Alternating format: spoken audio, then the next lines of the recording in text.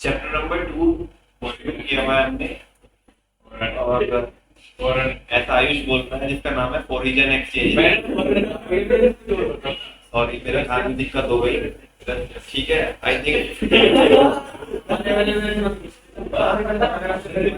दिक्कत हो गई, शायद अभी हो गई है। तो ये बच्चा बोला नहीं भैया मैंने ऐसे नहीं बोला, ओरिजिन एक्सचेंज रेट मैं बोल रहा हूँ। फॉरेन एक्सचेंज रेट चैप्टर का क्या है नाम। अच्छा चैप्टर के नाम को कितने पार्ट में डिवाइड करेंगे? दो पार्ट। एक फॉरेन एक्सचेंज पता तो सब बच्चों को है ना। लेकिन फिर आज ना, आज पहले मैं इनको नहीं पूछता हूँ, पहले आज सीक्वेंस से चलेंगे, ठीक है ना। इंट्रोडक्शन में देखना पहले वाले बुलेट में क्या लिखा हुआ है, रिवाइज करना है ना बच्चों में।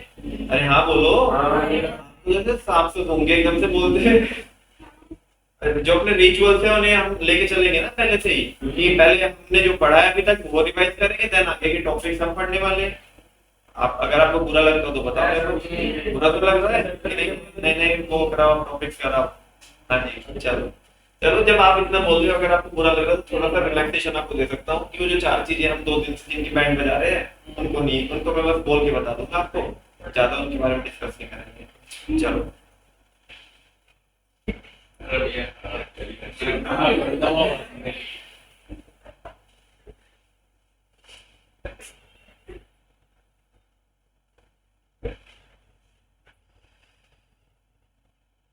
क्या बोलूँ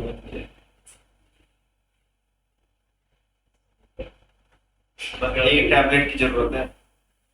टैबलेट तो मिल गई थी तुझे, लेकिन फिर उसको हमने थोड़ा सा न्यूट्रलाइज किया। अब हमें लगता है कि एक डोज की और जरूरत है तो सेट हो जाएगा। चलो सुनो, इंट्रोडक्शन के अंदर बोल रहा है वो जितनी भी कंट्रीज होती है उनकी अपनी खुद की क्या होती है, करेंसी होती है, और जो उन्हीं के देश में चलती है जनरली, तो ठीक है ना।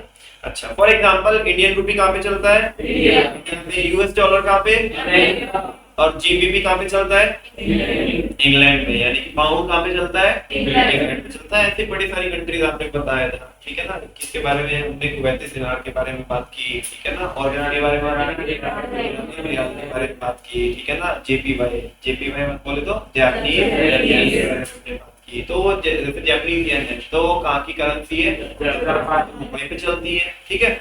हाँ फिर बोल रहे हैं कि लेकिन जब हम क्या करते हैं इंटरनेशनल ट्रांजैक्शन करते हैं तो उस केस में क्या होता है कि हर एक कंट्री जो होती है ना वो अपनी ही करेंसी को एक्सेप्ट करना चाहती है।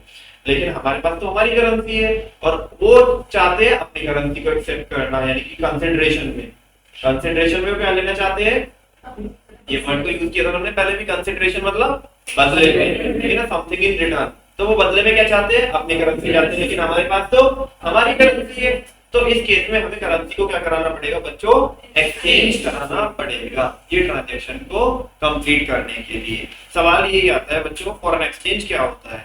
फॉरेन एक्सचेंज क्या होता है, हमारी करेंसी को छोड़कर, मतलब जिस भी कंट्री के बारे में हम बात कर रहे हैं उस कंट्री की करेंसी को छोड़कर सारी की सारी करेंसी क्या होती है, फॉरेन एक्सचेंज होती है। समझ में आई बच्चों बात। जैसे कि एग्जांपल देना हमारे लिए, भारत के लिए एग्जांपल दो,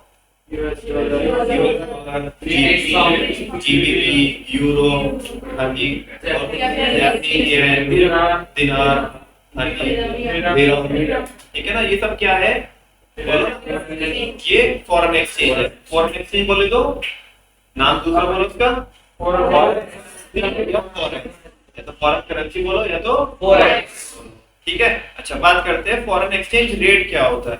फॉरेन एक्सचेंज रेट वो रेट होता है जिस रेट पे हमने एक करेंसी को दूसरी करेंसी से एक्सचेंज किया है, बदला है।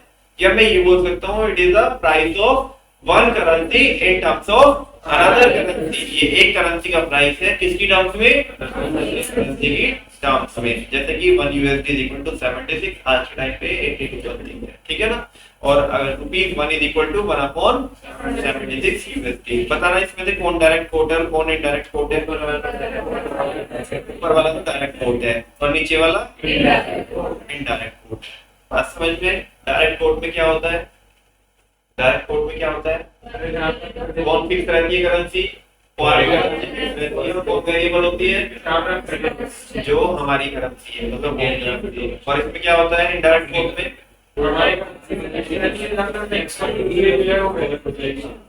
और क्या हम ये बोल सकते हैं कि जो इनडायरेक्ट कोड होता है वो रेसिप्रोकल होता है किसका, डायरेक्ट। कोई शक तो नहीं है। चलो अब नेक्स्ट टॉपिक था बच्चों हमारा systems of exchange rate. System कितने सिस्टम्स होते हैं, पहला, तीसरा। अब ये जो है ना बच्चों, ये टॉपिक के अंदर जब हम जो पढ़ने वाले हैं वो ये पढ़ने वाले हैं कि ये जो रेट निकला है ना, ये रेट कैसे निकला है। तो इसके निकलने के 3 तरीके हैं, ठीक है ना। तो जो हमने पहला तरीका पढ़ लिया है फिक्स्ड एक्सचेंज रेट सिस्टम, ये आजकल चलता नहीं है, सिस्टम पहले चलता था, 100 साल से ज्यादा हो चुके हैं। और इसमें क्या होता है, फिक्स्ड एक्सचेंज रेट सिस्टम में जो रेट होता है वो कौन फिक्स करती है, गवर्नमेंट फिक्स करती है। इससे बच्चों क्या आती है, स्टेबिलिटी आती है। क्या आती है, स्टेबिलिटी। और इसके ना 2 पार्ट रहे फ्यूचर में, सॉरी फ्यूचर में बोल रहा, पास्ट में कितने इसके पार्ट रहे, 2 पार्ट रहे। अभी तो चलता ही नहीं है, पास्ट में 2 पार्ट रहे, पहला standard system of exchange rate और दूसरा जिसको adjustable pack system of exchange rate भी बोला जाता है। आज मोस्ट प्रोबेबली इसको पढ़ लें। पहले रिवाइज करते हैं पहले वाले को, gold standard system of exchange rate. इसमें क्या होता है बच्चों, पहले तो ये लिखा है कि ये पहले चलता था 1920 के पहले, ज्यादातर कंट्रीज में चलता था। इसमें किसको कॉमन यूनिट मानते थे हम, गोल्ड को कॉमन यूनिट मानते थे। और गोल्ड के बेसिस पे हम अलग अलग कंट्री के जो करेंसी है उनका जो रेट था वो फाइंड आउट करते थे। हर एक कंट्री को अपनी करेंसी की वैल्यू को डिफाइन करना होता था गोल्ड की टर्म्स में। किसकी टर्म्स में, गोल्ड की टर्म्स में। और गोल्ड को पैरिटी यूनिट मान करके, पैरिटी माने बराबर, कंपैरेबल यूनिट मान करके उसे, जिसके बेसिस पे हम क्या करने वाले हैं, कंपैरिजन करने वाले। इसको तो कंपैरेटिव यूनिट मान करके उसे हम क्या करते थे, अलग अलग कंट्रीज को क्या करते थे, उनकी वैल्यू को डिटरमाइन करते थे, फाइंड आउट करते थे। जैसे कि यहाँ पे एग्जांपल लिखा हुआ है कि अगर इंडियन रूपी में कितना ग्राम गोल्ड है बच्चों, 2 ग्राम गोल्ड है, और यूएसडी में कितना है, तो एक्सचेंज रेट कितना निकलेगा बच्चों, कि हमें 1 यूएसडी के बदले में कितने रुपए देने होंगे, ठीक है ना। अच्छा, फिर मैं लास्ट हमारी जब जो परसों की क्लास थी उसमें हमारा ये यहाँ पे आ रहे थे, हम ये 3 बुलेट पढ़ने थे ना हमें, यहाँ पे लाइट ने हमें धोखा दे दिया था, ठीक है ना। आज नहीं देगी लाइट धोखा, देखी तो हमारा प्रॉपर बैकअप है। इट मींस दैट, पता क्या होता है कि जब ना ऐसा रहता है ना कि मुझे लग रहा हो कि कुछ ना कुछ तो हमारे अनफेवर में होने वाला है, तो मुझे पता नहीं अंदर से डर रहता है, उस टाइम पे पढ़ा नहीं पाता हूँ। मतलब ऐसा लगता है कि यार बीच में, क्योंकि उस दिन मेरे को डर ये लग रहा था कि वो तो शुरू में ये बनाओ कि 8 बजने से 5 मिनट पहले ही कार्यक्रम होगा, यार बीच में हो जाता है थोड़ा दिमाग खराब हो जाता है कि हम मतलब प्रॉपर 4 बजे उठ के अच्छे से नहा धो के और सारी चीजें करके पढ़ाने आए हैं, सोच के आए कि आज ये पढ़ाएंगे, बीच में फिर वो माहौल बिगड़ जाए तो मजा नहीं आता। खैर आज कुछ नहीं होने वाला है, डरते ऐसा मैं बोल रहा हूँ कि ऊपर वाले से डरना चाहिए, होने को कुछ भी हो सकता है, लेकिन होगा नहीं, अपनी तरफ से बैकअप पूरा तैयारी होती है। It means that if we want to obtain $1, then we have to pay ₹5. Simple सी बात है। और अगर कोई बंदा डॉलर बेचना चाहता है तो उसे कितने मिलेंगे, 5 रुपए से मिलेंगे, क्योंकि वो बेचना है ना, ठीक है। This system of exchange was also known as mint parity value of exchange. इसे क्या भी बोलते हैं बच्चों, mint parity value of exchange। और मिंट पैरिटी मतलब जो मिंट वैल्यू है ना, मिंट वैल्यू का मतलब है गोल्ड वैल्यू से, इससे मतलब है गोल्ड वैल्यू। अगले वाले बुलेट में लिखा हुआ भी है, mint value of a currency implied the gold value of that currency. Mint value का मतलब है कि क्या, कि उस करेंसी की गोल्ड वैल्यू, मतलब गोल्ड की टर्म्स में वैल्यू कितनी है, उसको बोलते हैं mint value. That's why system को क्या बोलते हैं, mint parity value. Mint value माने गोल्ड वैल्यू और पैरिटी मतलब कंपैरिजन। तो यानी कि गोल्ड की वैल्यू को हम क्या कर रहे हैं, कंपेयर कर रहे हैं, और देन क्या फाइंड आउट कर रहे हैं, एक्सचेंज रेट फाइंड आउट कर रहे हैं। दैट्स व्हाई इसको बोला जाता है mint parity value of exchange. Gold के रेट नहीं निकले थे, वो क्या है कि बेसिकली हर एक जो कंट्री है, हर एक कंट्री के ऑफिशियल्स को अपनी करेंसी की वैल्यू को डिफाइन करना होता है, इसके बेसिस में, गोल्ड के बेसिस पे, ठीक है, कि हमारी करेंसी से इतना गोल्ड परचेज किया जा सकता है। समझ में आई बात। अब वो करेंगे अपने, उनके कुछ क्राइटेरिया रखा होगा। अब इस चीज को एक कोई अथॉरिटी हमने बनाई जो इसको क्या करेगी, टैकल करेगी, ठीक है ना। अब ऐसे तो नहीं, ऐसे तो मेरे मन में आएगा मैं बोल दूंगा, मैं कम क्यों बोलूंगा, मेरी कंट्री है और मैं रिप्रेजेंटेटिव हूँ, मेरे को बोलना है, तो मैं तो ये बोलूंगा ना, मैं 2 ग्राम की बोलूंगा, मेरी करेंसी में 2 ग्राम गोल्ड है, तो बोलो 100 ग्राम गोल्ड है, कितना है 100 ग्राम गोल्ड है। लेकिन औकात में भी तो रह के बोलना पड़ेगा ना, है ना। जो तुमने सवाल पूछा ना, ये इस सिस्टम की कमी थी। अभी जब मैं आगे इसके डिमेरिट्स पढ़ाऊंगा ना, क्योंकि कोई बेस नहीं था, कोई प्रॉपर क्या नहीं था, बेस नहीं था कि जिसके बेसिस पे हम ये बोल रहे कि हमारी करेंसी की वैल्यू गोल्ड की टर्म्स में इतनी है, कोई बेस नहीं था, क्या नहीं था, इसीलिए तो सिस्टम बंद हुआ। और ये रियल पिक्चर भी नहीं दिखा रहा। जैसे ही आप इसके मेरिट्स और डिमेरिट्स पढ़ लोगे ना, तो आपको जवाब मिल जाएगा, ठीक है। अच्छा, पहला सिस्टम समझ में आया, कौन सा, gold standard system of exchange rate, जिसका दूसरा नाम क्या है, mint parity value of exchange. दूसरे की बात करें, Bretton Woods system of exchange rate. इस पे आते हैं, ये वाले डायग्राम, ये सिस्टम क्या बोलता है, निकलती तो वैल्यू यहाँ पे भी किसकी टर्म्स में है, गोल्ड के टर्म्स में, लेकिन यहाँ पे पिक्चर में कौन आ जाता है, यूएस डॉलर। कौन आ जाता है, यूएस डॉलर। मैंने कल एक सवाल पूछा था ना आपको, एक सवाल ये पूछा था कि वर्ल्ड में डोमिनेटिंग करेंसी कौन सी है, स्ट्रॉन्गेस्ट करेंसी नहीं बोला मैंने, जिसकी चलती हो या जो हर जगह चलती हो, मतलब बड़ी ट्रांजेक्शन में, ऐसा नहीं कि नॉर्मल हमारी मार्केट में चल जाएगी यूएसडी। जब कोई भी गवर्नमेंट क्या करती है या कोई भी रेट कोट होता है, तो इसमें कोट होता है यूएसडी में होता है, सबसे ज्यादा पावरफुल करेंसी है। और ये अपना पावरफुल बने रहने का जो टैग है ना, वो अपने नाम ही रखना चाहती है। दैट्स व्हाई इन्होंने ये सिस्टम लेके आया, कौन से वाला, Bretton Woods system of exchange rate. Bretton Woods क्या है, एक जगह का नाम है ब्रेटन वुड्स। अगर आपने कहीं 10th की हिस्ट्री में पढ़ा हो, कुछ याद आ रहा हो आपको, अच्छा कट के चैप्टर, ठीक है। अगर ऐसे सारे चैप्टर कटेंगे ना तो तुम्हारा कट जाएगा भाई। सुनो क्या कह रहा, तब तक भैया कटता भैया। सुनो कौन से चैप्टर बताइए, ये तो मेरे को भी याद नहीं है, लेकिन पढ़ा जरूर था कि एक कहीं तो मतलब ऐसा था कि ब्रेटन वुड्स एक जगह है, वहाँ पे ना कुछ करके अलग अलग कंट्रीज की मीटिंग्स होती थी वहाँ पे, इसी मसले को लेकर। हमारे टाइम पे सिर्फ एक चैप्टर आया था, नेशनल हिस्ट्री। क्यों तुम कोविड वाले होते हैं, हिस्ट्री में बाकी सब बट गए। इसके बाद अब तो कोविड का इफेक्ट खत्म हो गया। चलो सुनो,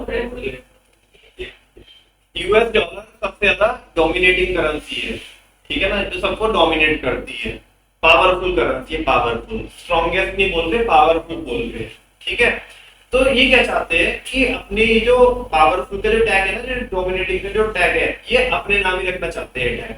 तो इस सिस्टम में उन्होंने छेड़छाड़ की थोड़ा, किसमें, जो gold standard system of exchange rate था, उसे इन्होंने क्या बनाया, ये जो डिसाइड हुआ था ये ब्रेटन वुड्स में हुआ था, तो दैट्स व्हाई इसको बोला जाता है Bretton Woods system of exchange rate. और इसका जो दूसरा नाम है वो मैं अभी नहीं समझा सकता, अभी आपको जैसे मैं बताऊंगा इसके बारे में, तो इसको जब समझ में आएगा कि इसका दूसरा नाम क्यों पड़ा, adjustable back system of exchange rate.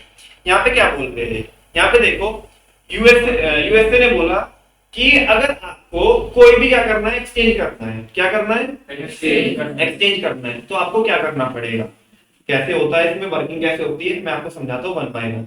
Let's suppose हर एक करेंसी ने क्या किया, हर एक कंट्री ने अपनी करेंसी की वैल्यू को क्या कर दिया, डिफाइन कर दिया बच्चों, क्या कर दिया, आप देख रहे हो यहाँ पे 3 एग्जाम्पल देख रहे हो। यूरो ने, यानी कि यूरोपियन जो कंट्रीज है जहाँ पे यूरो चलती है, उन्होंने बोला है कि हमारी करेंसी में कितना गोल्ड है, 20 ग्राम गोल्ड है। रुपी ने कितना बोला, ने बोला जी भाई साहब हमारे अंदर कितना है, 2 ग्राम गोल्ड है। पाउंड ने बोला कितना है, 30 ग्राम। आज के कंटेक्स्ट में अगर आप देखोगे तो मैंने ये एग्जांपल अपने मन से डिफाइन किए, मतलब अपने मन से लिखे हैं यहाँ पे, और वो ऐसे लिखे हैं कि ताकि आपको आज की पिक्चर पता पड़े। आज की पिक्चर भी यही है, तुम तीनों को अगर कंपैरिजन करोगे तो हमारी करेंसी वीक है, उससे स्ट्रॉन्ग कौन है, कौन है, यूरो है, और उससे भी स्ट्रॉन्ग कौन है, पाउंड। मैंने वो वैसे लिया, आपको देख। अभी ध्यान से सुनो, मान लिया मेरे को क्या करना है, रुपी को कन्वर्ट करके किस में लेके आना है, यूरो में लेके आना है। किस में लेके आना है, यूरो। मैंने भी आपको क्या पढ़ाया, gold standard system of exchange rate में, हाँ जी बच्चों, gold standard system of exchange rate में मैंने क्या कराया आपको? बोलो ना। एक्सचेंज रेट निकलता है किसकी हेल्प से? गोल्ड की हेल्प से। कि हर एक करेंसी को क्या करना होता है? अपनी गोल्ड वैल्यू बतानी होती है। हर एक कंट्री अपनी करेंसी की गोल्ड वैल्यू बताएगी। तो यहाँ पे भी तो बताया मेरे को यूरो को किस में कन्वर्ट करना है, सॉरी रुपी को किस में कन्वर्ट करना है? यूरो में कन्वर्ट करना है। तो बताओ मेरे को अगर 1 यूरो चाहिए तो कितने मेरे को रुपीस देने पड़ेंगे? सारे बच्चों को समझ में आती है बात? मान लिया मेरे को रुपी को कन्वर्ट करना है बच्चों किसमें? पाउंड में। तो मेरे को कितने रुपए देने पड़ेंगे? और अगर मेरे को लेट्स सपोज यूरो को कन्वर्ट करना है किसमें? पाउंड में। किसमें कन्वर्ट करना है? पाउंड में। तो बताओ कितने देने पड़ेंगे? कितने यूरो देने पड़ेंगे? बोलो ना। अरे 1.5। अरे देखो ये चैप्टर की मतलब इसमें यही है। मैं आपको एक रियलिटी बताऊं बच्चों, रियलिटी ये है, इनफैक्ट मैं अपनी भी बात कर रहा हूँ, इंक्लूड कर रहा हूँ। ये फाइनल में प्रॉपर एक चैप्टर, एक सब्जेक्ट होता है स्ट्रेटेजिक फाइनेंशियल मैनेजमेंट, एसएफएम। इसमें एक चैप्टर होता है फॉरेक्स, फॉरेन एक्सचेंज। उसमें प्रॉपर मतलब बहुत तगड़े लेवल पे है ये चैप्टर। या अगर आप सीएफए वगैरह करोगे तो वहां पे तो मतलब बहुत अलग ही लेवल में होता है। अब है क्या कि जब तक एग्जाम्पल चल रहा होता है इंडियन रुपीज में और यूएस डॉलर में, तब तक तो चीजें हमारी जिंदगी में सुकून रहता है, हमें चीजें समझ में आती है। और जैसे ही हमने क्या किया, यूएस डॉलर को हटाया ना और हमने कोई दूसरी करेंसी ले ली, तो भले ही कॉन्सेप्ट सेम है, बस करेंसी चेंज हुई है, बच्चे का दिमाग काम करना बंद कर देता है। ऐसा ही तुम्हारे साथ नहीं हो रहा, मेरे साथ भी ऐसे होता कई बार कि दिमाग ने काम करना बंद कर दिया क्योंकि नई करेंसी आ गई है। और हम फैमिलियर किसके है? यूएस डॉलर के या इंडियन रुपी के। सारे एग्जांपल में देखते हैं, तो मैं आपको ज्यादा कंफ्यूज नहीं करूंगा, सिंपल रखता हूँ आपके लिए। अब ध्यान से देखो, अगर मेरे को बच्चों यूरो को किस में कन्वर्ट करना है? पाउंड में कन्वर्ट करना है। तो यूरो में कितना ग्राम गोल्ड है? और पाउंड में कितना है? 3 ग्राम गोल्ड है। तो मेरे को कितने यूरो देने पड़ेंगे? 1.5। तभी तो बराबरी होगी। देख लो सारे बच्चे करके। और नहीं जाने दो तो क्या कर, जिसमें कन्वर्ट करना है उसका गोल्ड देखो कितना है, और जिसको कन्वर्ट करना है उसका गोल्ड देखो कितना है, और डिवाइड कर दो। ऊपर भी मैंने यही किया था, समझ में आएगा? तो कोई रटवा नहीं रहा हूँ, कॉन्सेप्ट है, ठीक है ना? कि हमें कितने यूरो देने पड़ेंगे? 1.5। जिंदगी में सब कुछ अच्छा चल रहा था। ये जो सिस्टम आपको दिख रहा है, इतने वाला जो सिस्टम दिख रहा है, जो मैंने अभी आपको 2-3 एग्जाम्पल भी बना के दिखाया, इसको एक्सचेंज करना है, आपस में इनको एक्सचेंज करना है, ये कौन सा ही सिस्टम है? Gold standard system of exchange rate. चुल मच रही थी किसे? यूएस डॉलर को। अरे भाई साहब हमारी इज्जत कैसे नहीं हो रही? हमारी इज्जत कैसे नहीं हो रही? हमें कैसे नहीं पूछा जा रहा? तुम आपस में सेटल कर ले रहे हो, बिचौलिए तो बनाओ किसी को, हमें लेके आओ, हम कराएंगे तुम्हारा, मतलब जितनी भी तुम्हारी समस्या का समाधान है वो हम कराएंगे। तुम्हारा मैसेज जो कहीं तक पहुंचाना है वो हम पहुंचाएंगे। हमें इंटरमीडिएरी बनाओ। क्या बनाओ? इंटरमीडिएरी। इनका रीजन था, इनका क्या था? रीजन, इनका अपना मकसद था कि ये इंटरमीडिएरी बनेंगे ना। यूएस जो यूएसए है वो अगर इंटरमीडिएट बनेगा, यूएसडी को क्या बनाएगा? वो इंटरमीडिएट बनाएगा। तो यहाँ पे इनको फायदा हो, वो फायदा कैसे हो मैं बाद में बताऊंगा। फिलहाल एक बार बताओ, हमारी जिंदगी में सब कुछ अच्छा चल रहा था और हम यूरो को पाउंड में कन्वर्ट कर सकते हैं डायरेक्टली, यूरो को रुपी में, रुपी को यूरो में, पाउंड को यूरो में, यूरो को पाउंड में, और रुपी को पाउंड में और पाउंड को रुपी में कन्वर्ट कर सकते थे। तो इन्हें मेरा फालतू में कह रहे नहीं, हमारी तो इज्जत हो ही नहीं रही है, हमें तो लेके आओ बीच में। अगर अब मेरे को ध्यान से सुनो, अगर मैं एक एग्जांपल आपके साथ शेयर करूं और ये बोलूं कि अगर मेरे को रुपी को कन्वर्ट करना हो किसमें? यूरो में। किसमें कन्वर्ट करना हो? तो डायरेक्टली नहीं होगा, ब्रेटन वुड्स सिस्टम में डायरेक्टली एक्सचेंज नहीं होगा। पहले पिक्चर में कौन आएगा? पहले आपको ये ऐसे ट्रांजेक्शन करनी पड़ेगी और फिर ऐसे ऐसे ट्रांजेक्शन करनी पड़ेगी। समझ में आई बात आपको? नहीं समझ में? बच्चों ब्रेटन वुड्स सिस्टम, ये सॉरी जो gold standard system of exchange rate है वो ये बोलता है कि मेरे को यहां से यहां जाना है तो ये चले जाए। कौन बोलता है? Gold standard system of exchange rate. Bretton Woods क्या बोलता है? छपरी ऐसे नहीं जाने का, पहले यहां से यहां ये कौन है? यूएसडी। ये कौन है? और फिर यहाँ से यहाँ पे सीधा हाइपोटेन्यूज पे नहीं जाने का, ठीक है ना। पहले परपेंडिकुलर को कवर करो और फिर बेस को कवर करो, हमसे होके जाएंगे, ठीक है ना। आप कोई भी ट्रांजेक्शन करोगे ना, हमारी अप्रूवल के बगैर नहीं करोगे, हमारी परमिशन के बगैर नहीं करोगे, समझ आएगा। अच्छा, तो अननेसेसरली अल्टीमेटली जो एक्सचेंज रेट निकलेगा वो तो निकलेगा गोल्ड की टर्म्स में, लेकिन बीच में बस कौन आ जाएगा? किसका इंटरफेरेंस हो जाएगा? यूएसडी का।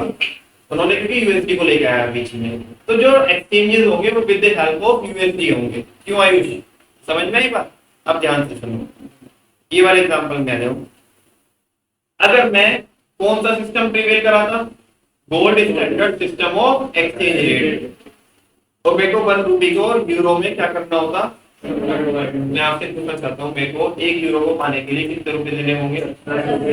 10 देने होंगे।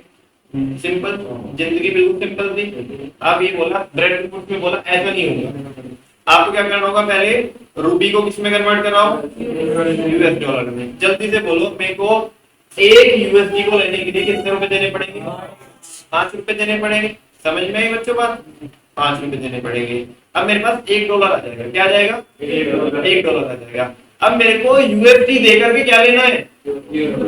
यूरो लेना है। अब मेरे को, अगर मैं आपसे बोलूं कि मेरे को यूएसडी के बदले में क्या चाहिए? यूरो चाहिए। क्या चाहिए? यूरो चाहिए।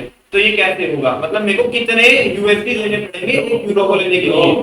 2 क्या देने पड़ेंगे? यूएसडी देने पड़ेंगे। पक्की बात है। तो मैंने यहाँ पे जो 1 यूएसडी खरीदा था, तो उससे 1 में बात बन जाएगी, 2 खरीदने पड़ेंगे? 1 खरीदने के लिए मैंने कितने दिए थे? कितने रुपए दिए थे? हाँ, वापस से 1 और को खरीदने के लिए कितने दूंगा? 5। मेरे लिए और से कितने गए? 10। और मैंने क्या लेके आया?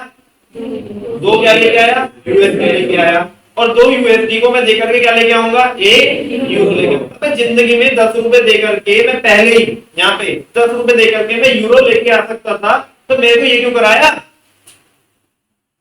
बात तो वही है ना। अल्टीमेटली जो वैल्यू निकल रही है वो तो किसकी टर्म्स में निकल रही है? गोल्ड की टर्म्स में। किसकी टर्म्स में? लेकिन फिर भी मेरे को इनडायरेक्टली क्या करा है? एक्सचेंज करा है। वहां पे डायरेक्ट एक्सचेंज हो रहा था ऊपर वाले में। Gold standard system of exchange rate में डायरेक्ट क्या हो रहा था? एक्सचेंज हो रहा था। यहाँ पे कैसा हो रहा है? इनडायरेक्ट हो रहा है। ठीक है। अब इसका एक रीजन था। रीजन ये था बच्चों, अगर मैं यूएसडी की डिमांड करता हूँ, मेरे को यूएसडी चाहिए, तो फिर तो यूएसडी से मेरे को क्या करना पड़ेगा? यूएसडी से डील करना पड़ेगा। लेकिन यूएसए चाहता था कि अगर हम कोई 2 कंट्री जिसमें यूएस इन्वॉल्व नहीं है, अगर वो ट्रांजेक्शन कर रही है, तो उसमें भी कौन आए? यूएसए आए। वो क्यों आए? अब ध्यान से सुनो, ताकि इनकी डिमांड बढ़े। क्या बढ़े? डिमांड। अब ध्यान से सुनना, यहाँ पे इकोनॉमिक्स कैसे वर्क करती है बच्चों। लिखने को तो देखो वो लिखा हुआ है और उसमें ये सारी चीजें नहीं लिखी हुई है। मैं इंग्लिश की हिंदी करा दूंगा, लेकिन वो कभी भूलोगे ही नहीं आप, अगर ये समझ लोगे कि ये इसका पर्पस क्या था लेके आने का। बीच में लाइक हो इसको, यूएसडी को, ठीक है ना। तो इसमें क्या हुआ, अगर मैं ट्रांजेक्शन कर रहा हूँ, एक बार क्लियर कर दूं सारा आपको, बेसिक तो इसका फंडा समझ में आया। हाँ, अब अगर हम दोनों आपस में अच्छे भले ट्रांजेक्शन कर रहे हैं, तो इन्होंने अपने आप को बीच में इसलिए लेके आया ताकि इनकी करेंसी की डिमांड बढ़े। क्या बढ़े? डिमांड बढ़े। और जब इनकी करेंसी की डिमांड बढ़ेगी, इनकी क्या, आप बेसिकली नॉर्मली जो एक होता है लॉ ऑफ डिमांड होता है। लॉ ऑफ डिमांड क्या बोलता है? अगर किसी चीज की क्या होती है? डिमांड बढ़ती है, तो उसके क्या होंगे? प्राइस बढ़ेगी। और वो स्ट्रॉन्ग होएगी या वीक होएगी? करेंसी यहाँ पे स्ट्रॉन्ग होएगी। अब ध्यान सुनो, यूएसडी का कोई लेना देना नहीं है हम दोनों के बीच में। वो बोलते हैं ना कि मियां बीवी राजी तो क्या करेगा काजी, ऐसा बोलते हैं ना। लेकिन यहाँ पे तो काजी कर रहा है, तो बहुत कुछ कर रहा है। उसकी इंटेंशन है, क्या इंटेंशन है कि देखो यहाँ पे हम आपस में ट्रांजेक्शन कर रहे थे, अपने आप को बीच में लेके आए। क्यों लेके आए? ताकि इनकी डिमांड रेज हो। किसकी डिमांड रेज हो? और अगर हम आपस में डायरेक्टली ट्रांजेक्शन कर लेते तो इसकी डिमांड तो रेज नहीं होती और इसकी डिमांड रेज होती, तो ये इसकी जो प्राइस है वो बढ़ते ना।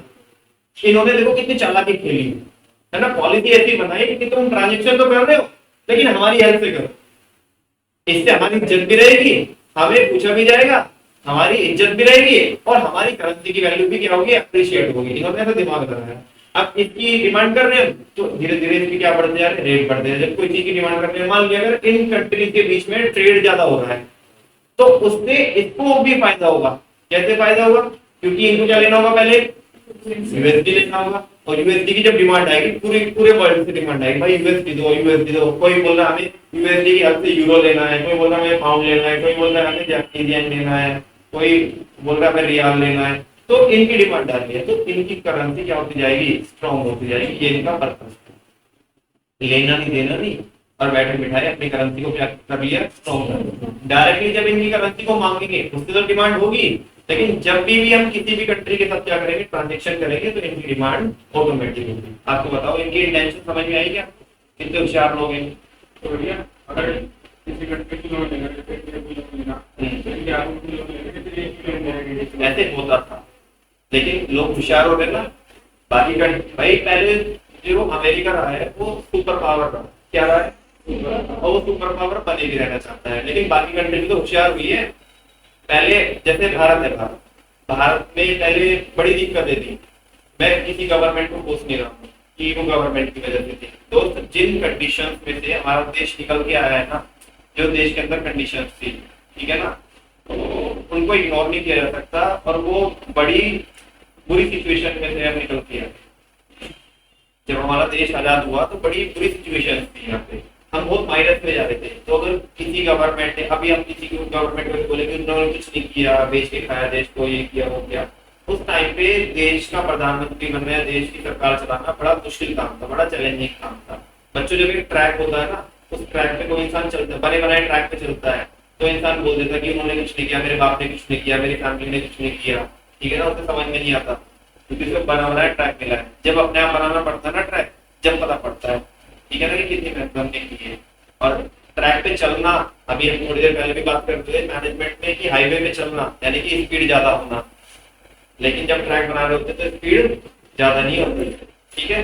खैर, तो अभी क्या बोल रहे हैं, उस टाइम पे हमारे पास पावर नहीं थी, क्योंकि हम अपने ही, हमारे चैलेंजेस बहुत ज्यादा थे हमारे देश के अंदर, पॉवर्टी थी बहुत ज्यादा, अनएम्प्लॉयमेंट बहुत ज्यादा था, हेल्थ जो फैसिलिटीज थी वो लोगों को नहीं मिलती थी, आज भी नहीं मिलती है हेल्थ फैसिलिटीज, तो ठीक है, तो बड़ी सारी दिक्कतें थी, एजुकेशन पे स्तर नहीं था कुछ भी, लोग बड़े ज्यादा इलिटरेट थे, ठीक है, बहुत सारे चैलेंजेस को हम फेस कर रहे थे। तो हमें अपने ही चैलेंजेस को फेस करना था, तो हम इंटरनेशनल जो पॉलिसीज वगैरह थी उनमें इतना ज्यादा हमारा रोल था ही नहीं, और ना कुछ पावर थी हमारे पास जो हम कुछ कर लेते, ठीक है। तो पहले अमेरिका क्या रहा है, डेवलप्ड कंट्री रहा है, तो ये क्या करते थे ना, ये जो पॉलिसी बनाते थे वो डोमिनेट करते थे सबको, तो मान लेते थे, बाकी कंट्रीज क्या कर लेते, मान लेते थे बात, और इनके बड़े एहसान भी रहते थे। पिछले चैप्टर में बड़े फॉरेन डिपेंडेंस काम किया जाते थे, तो इनके बड़े एहसान रहते थे, तो मान लेते थे कंट्री दूसरी। लेकिन आजकल अभी कंट्री भी तो डेवलप हो रही है, कोई डेवलपिंग इकोनॉमी है, कोई इमर्जिंग इकोनॉमी है, कोई डेवलप हो चुकी है, ठीक है ना, जैसे चाइना है, मान लिया चाइना है या जापान है, तो अलग अलग फील्ड में भी क्या है, एक्सपर्टीज है। चाइना को प्रोडक्शन में मास्टरी हासिल है, ठीक है ना, इलेक्ट्रॉनिक्स में कौन है, जापान वाले। भारत भी बहुत सारे मतलब फील्ड में है, अलग अलग सप्लाई होती है, जो नेचुरल रिसोर्सेज है यहाँ पे, जैसे शुगर केन बड़ा एक्सपोर्ट करते हैं यहाँ से, शुगर बना करके शुगर केन से, ठीक है। तो अलग अलग फील्ड में हमारे भी, हमारा सर्विस सेक्टर, आईटी सेक्टर बड़ा जबरदस्त है, ठीक है। इनफैक्ट यूएसए की आज के दिन में मैं ईमानदारी से बताऊँ ना आपको, यूएसए की आधी इकोनॉमी हमारी चलती है,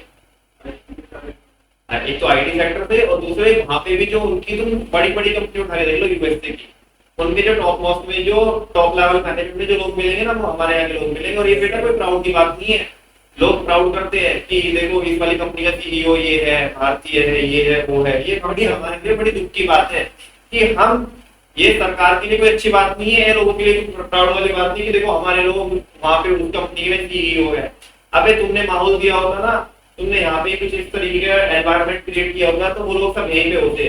तुम समझो ना, बड़ी बड़ी कंपनी निकाल लो, पेप्सी को निकाल लो, इंदिरा नूई, नेक्स्ट गूगल निकाल लो, सुंदर पिचाई, ठीक है ना, माइक्रोसॉफ्ट, सत्य नडेला, और एक दो और लोग, ठीक है ना। 3 लोगों के नाम लिए मैंने, उनकी मतलब समझो कि 25-30% इकोनॉमी तो यहीं से आती है यूएसए की। और यूएसए के अंदर जो बड़ी बड़ी कंपनीज है, उनके सारे जो टॉप मोस्ट लोग हैं भारतीय ही है। भारत के डॉक्टर, इंजीनियर, ठीक है ना, बड़े कमाल के होते हैं, और यूएसए में जाकर के काम करते हैं। हमें ऐसा माहौल यहाँ पे बनाना चाहिए कि वो यहीं पे रुके, लोगों को इस तरीके से हमें क्या करना होगा, मोटिवेट करना होगा कि वो अपने ही देश में रह करके कर सकते हैं। वो बात अब अभी हमारा अलग डिस्कशन हो जाएगा। तो हम मेनली अपने टॉपिक पे आते हैं, कम बैक करते हैं कि उस टाइम पे अमेरिका भी चलती थी तो बाकी कंट्रीज को मानना पड़ता था, ठीक है ना। लेकिन आजकल लोग होशियार हो रहे हैं ना, तो जैसे मान लीजिए मोदी जी जैसे लीडर आ रहे हैं, ठीक है, या और भी दूसरी कंट्रीज के और भी बड़े लीडर आ रहे हैं, तो अब क्या होता है कि अब लोग होशियार हो गए। तो हम कई बार न्यूज देखा होगा कि हमने अमेरिका की नहीं मानी बात, कोई बात नहीं मानी। अमेरिका बोल रहा था कि जैसे अमेरिका का थोड़ा रशिया के साथ अलग ही रहता है, मतलब उनके अच्छे रिलेशन नहीं है रशिया के साथ, लेकिन हमारे रशिया के साथ बड़े अच्छे रिलेशन है, बहुत ज्यादा है। कह रहे सरकार के नहीं, लोगों के बड़े रिलेशन है अच्छे, ठीक है। आम जनता के लोगों की एक फैंटेसी रहती है, तो जैसे ये देखो बिल्कुल एक्टिव हो गया इस टाइम पे। हाँ जी, तो अब रशिया के साथ हम कोई भी डिफेंस डील करते हैं तो किसकी चलेगी? यूएसए की, लेकिन हम करते हैं फिर भी, क्योंकि आज के टाइम पे हमारे पास कौन है? मोदी जी है। कौन है? मोदी जी है। बात समझ में आ रही ना? तो अब देखो रशिया हमें कई बार धमकाता, सॉरी यूएसए कई बार हमें धमकाता भी है या थ्रेट भी देता है। थ्रेट इन द सेंस कि देखो भाई ये डील मत करना, वरना हम तुम्हारे ऊपर क्या लगा देंगे? बड़ी सारी रेस्ट्रिक्शन लगा देंगे, ये रेस्ट्रिक्शन लगा देंगे, तुम्हारी ये सब्सिडी रोक देंगे, या तुम्हारे ये करा देंगे, वो करा देंगे। लेकिन फिर भी मोदी जी 56 इंच का सीना दिखाते हुए वो डील साइन करते, डिफेंस डील। डिफेंस वाले सेक्टर में तो बड़े अग्रेसिव है मोदी जी, समझ में आ रही है? वो प्रायोरिटी वाला सेक्टर है उनका। तो अभी क्या है, फिर अमेरिका फिर भी उन्हें बुलाता है। अभी गए हुए थे ना, फिर भी बुलाता अमेरिका, तो कहीं ना कहीं बंदे में दम तो है ना। वो बात अलग है कि हम किन्हीं मसलों में क्रिटिसाइज करते हैं, है ना, तो हमारी भी पर्सनली दुश्मनी कोई है हमसे, ये तो जो है तो है, सबको पता है कि हम बड़ी डील रशिया के साथ करते भी है, और अमेरिका को, यूएसए को रशिया से एलर्जी भी है, और फिर भी वो हमें बुलाता है, ठीक है ना। तो आजकल किसकी चल रही है? वो बात अलग है कि वहां पे बुला करके बेइज्जती कर देते हैं। सही बता रहा हूँ मैं आपको। वहां पे ऐसा सवाल पूछ लिया मोदी जी से कि जवाब नहीं बना उनसे। आपको इंटरव्यू देखना उनका, कि एक रिपोर्टर ने सवाल, मैं तो बता रहा हूँ क्या है कि जो भी सवाल पूछा उनसे जवाब नहीं बना, वो कुछ का कुछ बोलने लगे, ठीक है। लेकिन इज्जत तो है ना भाई, चाहे भले ही बुला के बेइज्जती करती हो लेकिन इज्जत कर बुलाया तो है ना। क्या है, जाने दो। तो अभी क्या है, अभी लोग सुनते नहीं है, या अपना भी कोई स्टैंड रखते हैं। तो दैट्स वाई धीरे धीरे जैसे लोगों को समझ में आना शुरू हुआ ना, तो ये सिस्टम ही खत्म हो गया। मैं इतनी कहानी इसलिए गा रहा था जब से, ये बताने के लिए कि सिस्टम क्यों खत्म हुआ, क्योंकि लोग होशियार होते गए। कंट्रीज अलग अलग, लोग से मतलब है मेरा, अलग अलग कंट्रीज होशियार होती गई, और वो अपना भी एक स्टैंड रखती है, ठीक है ना।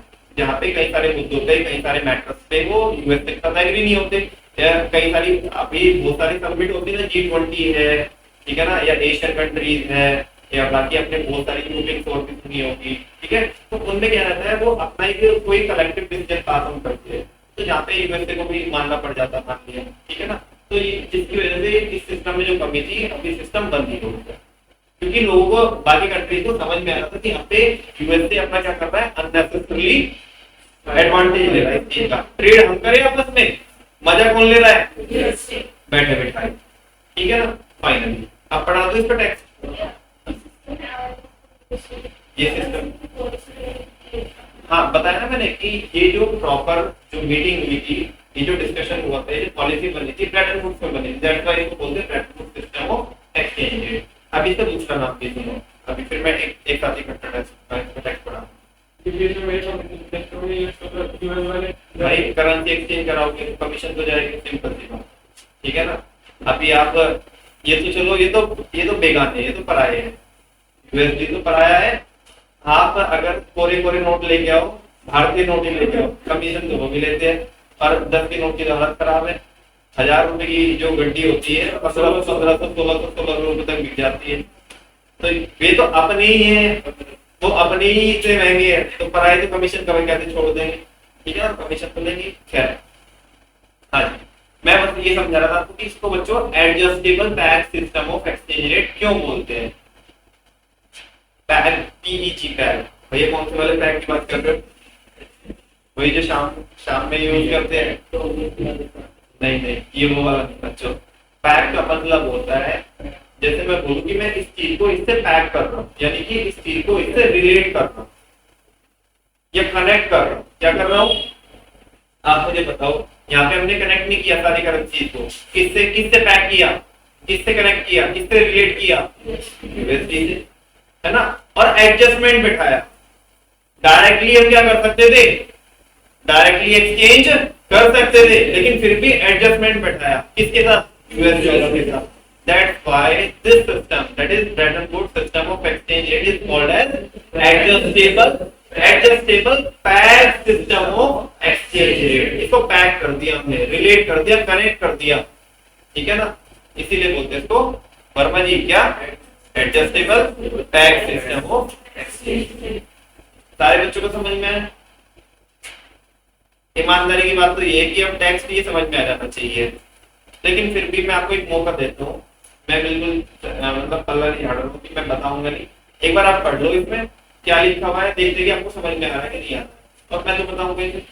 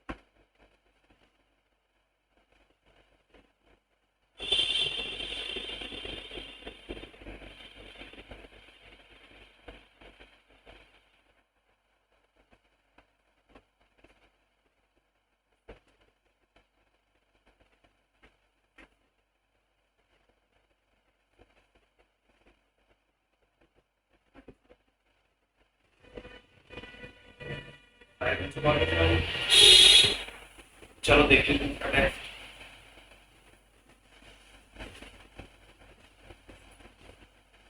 Brayton would system was a fix system.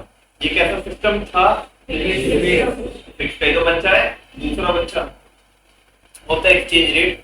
However, लेकिन इसमें कुछ एडजस्टमेंट क्या होते थे, अलाउड होते थे, लेकिन अगर कौन परमिशन दे दो, इंटरनेशनल मॉनेटरी, तो ये किस तरीके की एडजस्टमेंट, जैसे मैंने क्या बोल दिया कि हमारी करेंसी में 2 ग्राम गोल्ड है, भारत ने बोला हमारी करेंसी में 2 ग्राम गोल्ड है, और फिर बात बोल रहा अरे भैया गलती हो गई, हमारे मुंह से निकल गई, ठीक है ना, 2 ग्राम गोल्ड नहीं है 4 था, तो कितना था, 4 था, ठीक है ना। ऐसे नहीं अपनी मर्जी से कर देंगे हम 4, पहले हम क्या करेंगे, पूरा ड्राफ्ट बना करके कि हमारी गलती क्यों हो गई, और उसका सपोर्ट में रीजन देते थे कि हम 4 बोल रहे हैं, अभी जो नया रेट बोल रहे हैं, जो नई वैल्यू बोल रहे हैं, वो क्यों बोल रहे हैं, ठीक है ना। वो किसको देते थे हम, आईएमएफ को। आईएमएफ फिर क्या करता था, अप्रूव करता था। उन्हें अगर लगता था कि हाँ ये रीजनेबल है, सही बोल रहे हैं, तो अप्रूव करता था, और अगर नहीं कह रहे कि टाइम पास कर रहे थे तो जाओ, कुछ नहीं हो रहा, ठीक है ना। तो कुछ एडजस्टमेंट अलाउड होते थे, उसमें नहीं होता एडजस्टमेंट अलाउड, इसमें gold standard system of exchange rate, एक बार जो बोल दिया वो फिक्स है, और वो जल्दी से चेंज भी नहीं होगा, जल्दी से क्या होगा ही नहीं चेंज, क्योंकि स्टेबिलिटी मेंटेन करनी है ना हमें वहां पे। अच्छा, यहाँ पे चेंजेस अलाउड थे, लेकिन अगर कौन परमिशन दे, तो आईएमएफ अगर परमिशन दे, तो इसीलिए इसको बोलते थे बच्चों adjustable tax system of exchange rate. आगे, according to this system different currencies were pegged. इसमें क्या होता था, इस सिस्टम में अलग अलग करेंसी को पैक किया जाता था, माने रिलेट किया जाता था, किससे, टू वन करेंसी, किससे, और वो नाम तो सुना ही होगा आपने, US dollar. US dollar was assigned gold value at a fixed price. US dollar की भी हमने किसमें वैल्यू निकाली है, गोल्ड की वैल्यू में क्या निकाली है हमने, उसका प्राइस निकाला है, और बाकी दूसरी करेंसी क्योंकि हमने किसमें प्राइस निकाला है, गोल्ड के टर्म्स में। Value of one currency in terms of US dollar, पहले वैल्यू निकालते थे किसकी टर्म्स में, यूएस डॉलर के टर्म्स में, और उसका अल्टीमेटली मतलब तो क्या ही होता था, ultimately implied the value of that currency in terms of gold. अरे यूएस डॉलर को बीच में लेके तो आए, लेकिन अल्टीमेटली तो जो एक्सचेंज हो रहा है वो किसके बेसिस पे ही हो रहा है, गोल्ड के बेसिस पे। ये तो बिना हाथों में बीच में लेके आ गए बस, ठीक है ना, जबरदस्ती करके। Gold continue to be the ultimate unit of parity, gold ही क्या रही, अल्टीमेट फाइनल यूनिट रही किसकी, पैरिटी की, मतलब कंपैरिजन की, ठीक है ना, बिटवीन एनी टू करेंसीज, कोई भी दो करेंसीज के बीच। Are you getting my point? पक्की बात, अब तो समझ में। फिक्स्ड एक्सचेंज रेट सिस्टम के दो बच्चे होते हैं, पहले तो फिक्स बनाओ, फिक्स वो सिस्टम होता है जहाँ पे गवर्नमेंट फिक्स करती है, इसमें स्टेबिलिटी आती है। दो बच्चे होते हैं, पहला gold standard system of exchange rate और दूसरा सिस्टम ऑफ एक्सचेंज रेट। पहले वाले का दूसरा नाम बोलो, गोल्ड स्टैंडर्ड का एक्सचेंज, और दूसरे वाले का सिस्टम ऑफ एक्सचेंज, ठीक है। नेक्स्ट टॉपिक है बच्चों हमारा इसके merit of fixed exchange rate system. और पहला क्या है, इसका मेरिट क्या है, इसका फायदा ये है, इससे मार्केट में स्टेबिलिटी रहती है। क्या रहती है, स्टेबिलिटी, और कैपिटल मूव करती रहती है। मोबिलिटी का मतलब होता है मूव करना, क्या करना, मूव करना। जब स्टेबिलिटी रहेगी तो कोई इंसान डरेगा कैपिटल के मूव कराने से। अगले अगर 6 महीने की, अगर 1 साल के भी मेरे को कॉन्ट्रैक्ट करने होंगे तो मैं आज ही कर लूंगा, ये कर लूंगा। क्यों कर लूंगा बताना, जब फ्लक्चुएशन होने के कोई चांसेस नहीं है तो मैं तो आगे की कॉन्ट्रैक्ट भी कर लूंगा, तो कोई दिक्कत होने वाली नहीं है। इससे मार्केट में स्टेबिलिटी रहती है और कैपिटल का मूवमेंट बड़े आसानी से हो सकता है एक देश से दूसरे देश के अंदर, ठीक है ना। तो ये इसका फायदा है कि नुकसान है, फायदा है। चलो देखते हैं। इट एंश्योर्स स्टेबिलिटी, इससे क्या आती है, किसमें, इंटरनेशनल मनी मार्केट में या एक्सचेंज मार्केट में, इंटरनेशनल एक्सचेंज मार्केट में, ठीक है ना।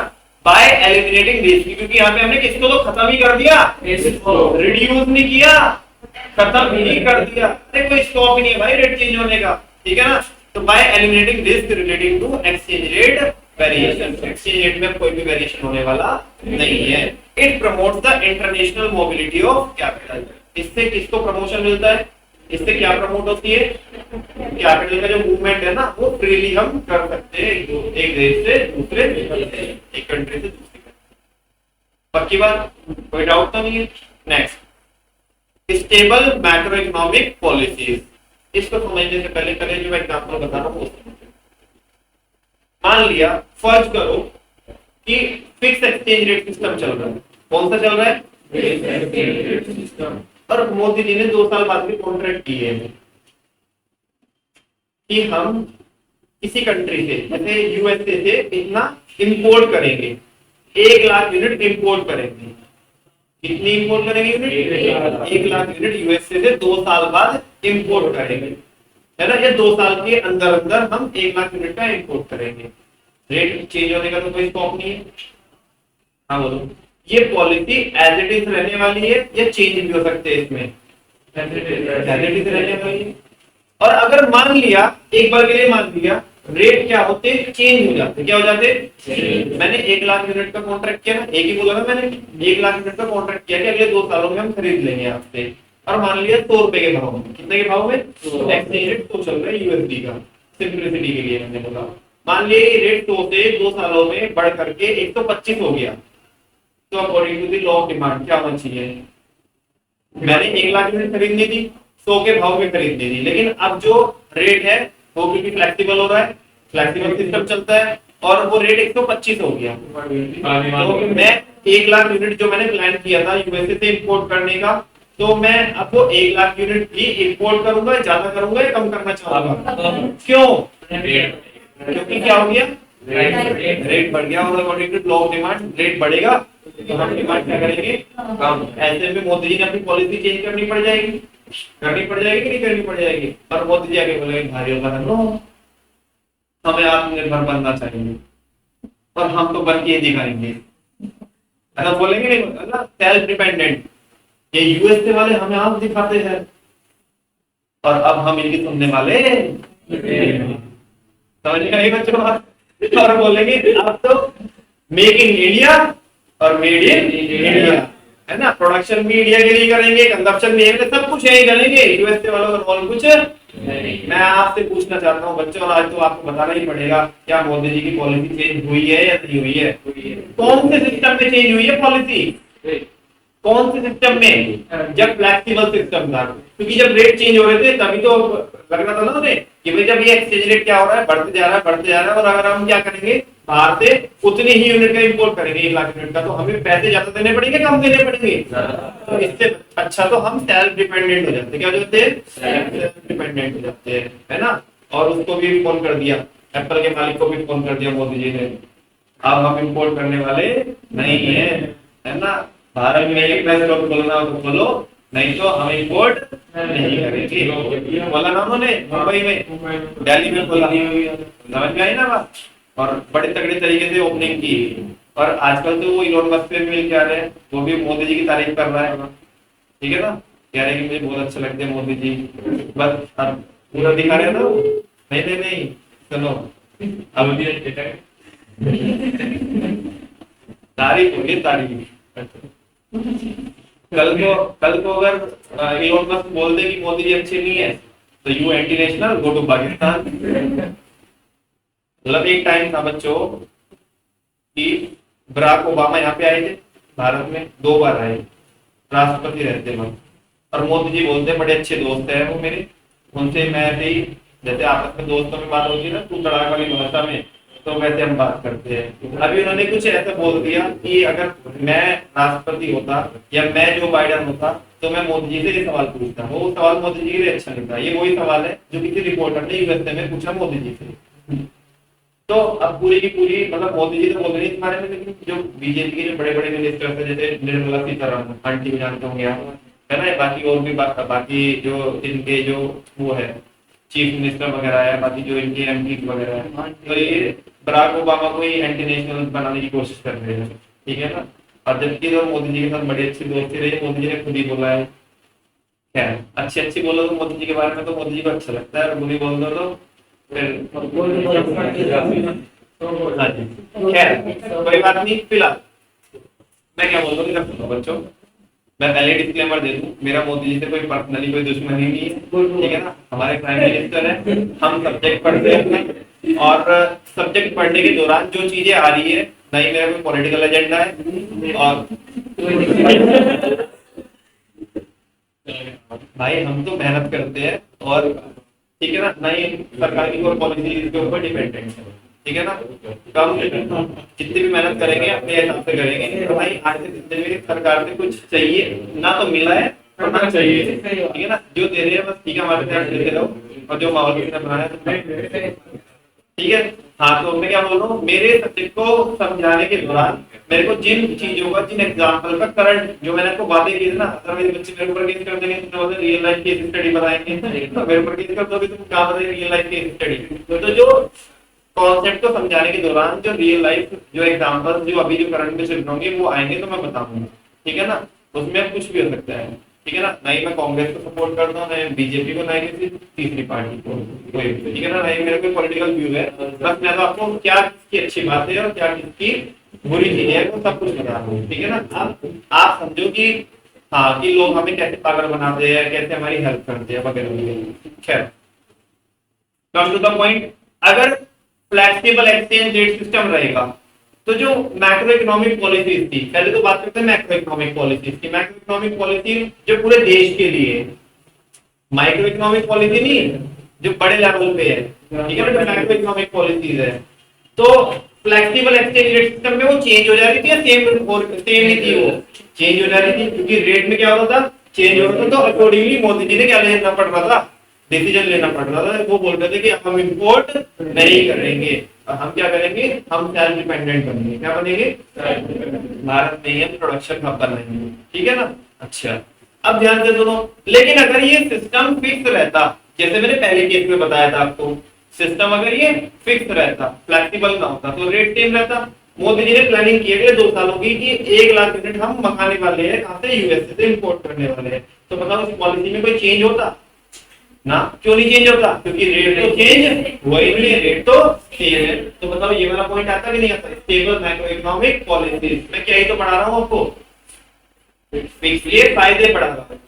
और मैंने सहारा किसका भी लिया? फ्लेक्सिबल का। अच्छा एक बात तो बताओ, ये टॉपिक रिपीट होंगे जब मैं फ्लेक्सिबल पढ़ाऊंगा ना, तो फ्लेक्सिबल के मेरिट इवेंट पढ़ाऊंगा। जो फिक्स के मेरिट है वो फ्लेक्सिबल के क्या रहने वाले हैं? डिमेरिट होने वाले हैं, उल्टा अपोजिट होने वाले हैं। और जो इसके क्या होंगे?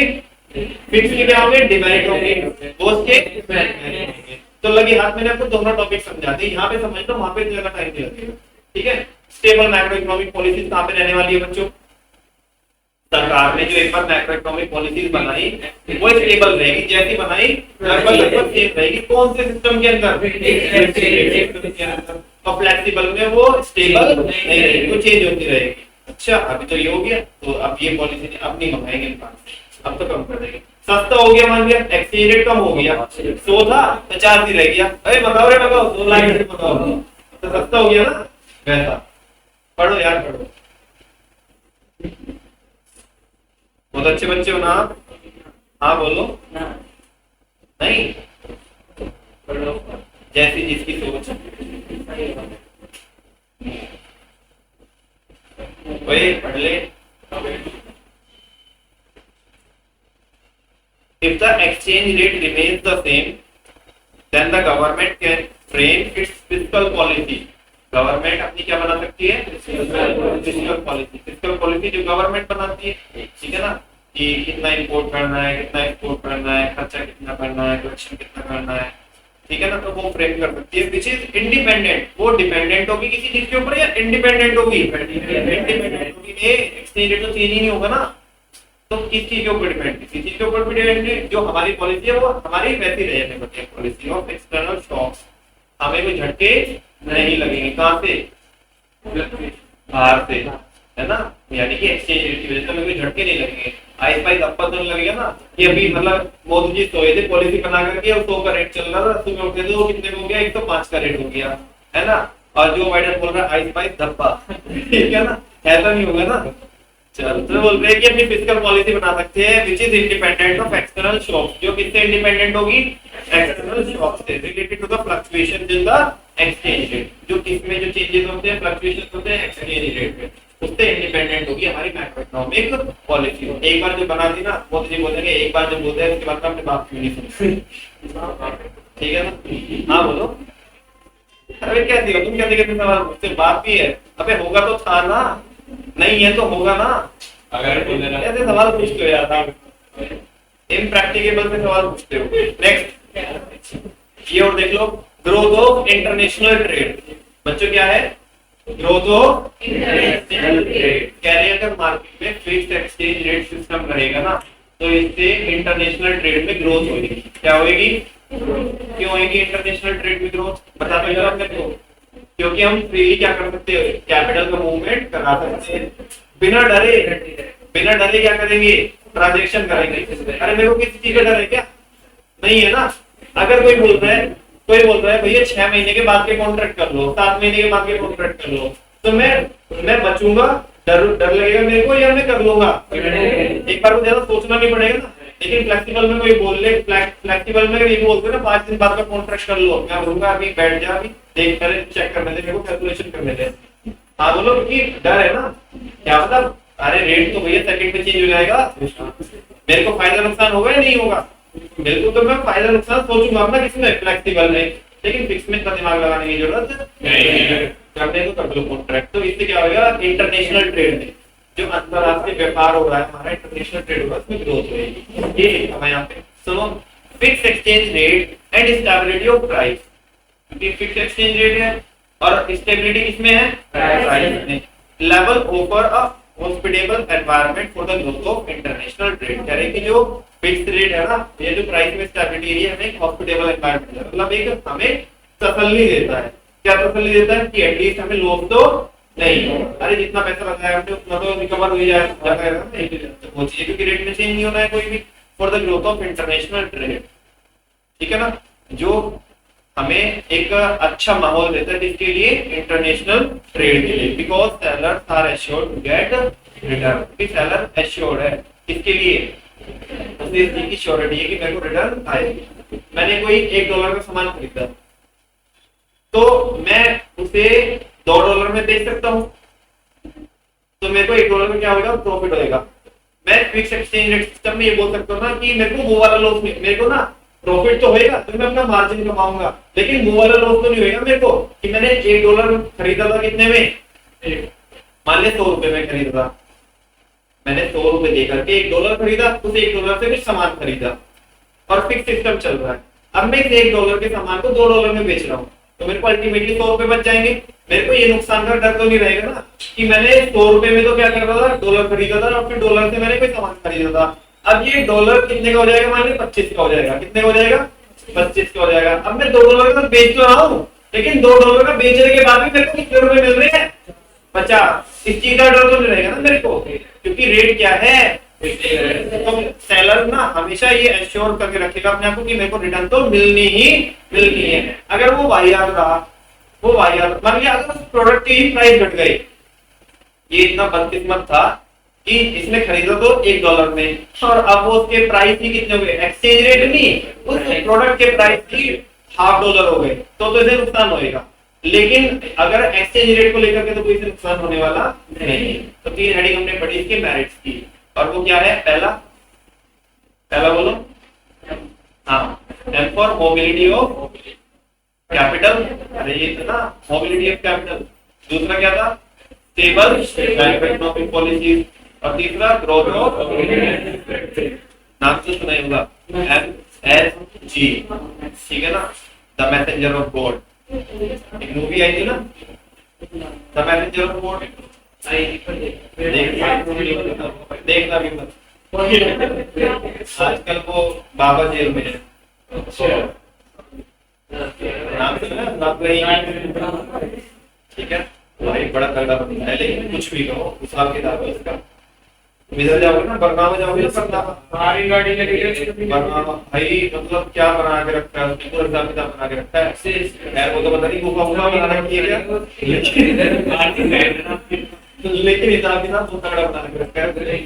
तो सुनो, M for market stability and mobility of capital, market में स्टेबिलिटी रहेगी और कैपिटल मूव होती रहेगी, एक फायदा। दूसरा, S for stable economic policy, Modi ji के लिए भी आसान है ना, फिक्स में तो अरे एक बार पॉलिसी बनाई तो बना दी, फिर झंझट नहीं है, बार स्टेबल रहने वाली है मैक्रो इकोनॉमिक पॉलिसी। लेकिन दुख की बात ये सिस्टम आजकल चलता नहीं है, ठीक है ना। G for international trade, international trade में बच्चों क्या होगी, कल इसके क्या पढ़ेंगे हम, ठीक है ना। थैंक यू वेरी मच बच्चों, बोलो भारत माता की वंदे, आज के लिए इतना ही करेंगे। Thank you very much.